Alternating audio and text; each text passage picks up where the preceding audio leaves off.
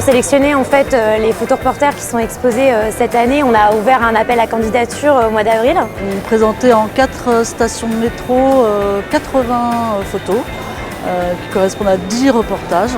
C'est une grande diversité de sujets qui traitent à la fois de sujets de société ou de conflits dans le monde. Ce que j'ai trouvé vraiment intéressant, c'était le fait d'avoir été sélectionné de manière anonyme. C'est la 3e année que je participe à cette expo.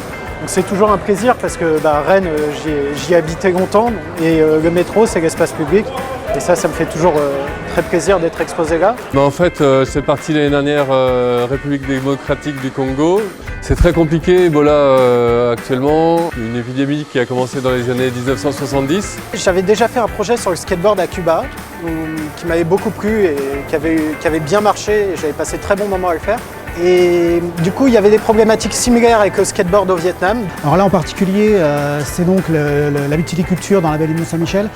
Mais je travaille sur la mémoire du travail. En général, on voit très peu de photos du boulot de chacun, du quotidien du travail. Et c'est ce que j'avais envie de montrer. Les 8 photos là sont sélectionnées au milieu de 87 photos qui composent un livre qui s'appelle Police, paysage et résistance, dans lequel il y a 3/4 de photos en noir et blanc et quelques-unes en couleur.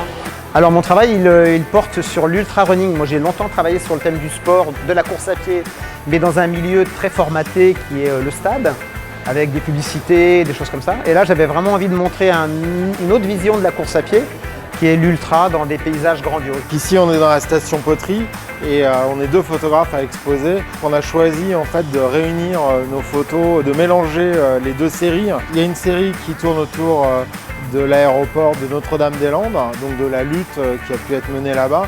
Et l'autre série, en fait, c'est autour de la Bretagne sauvage.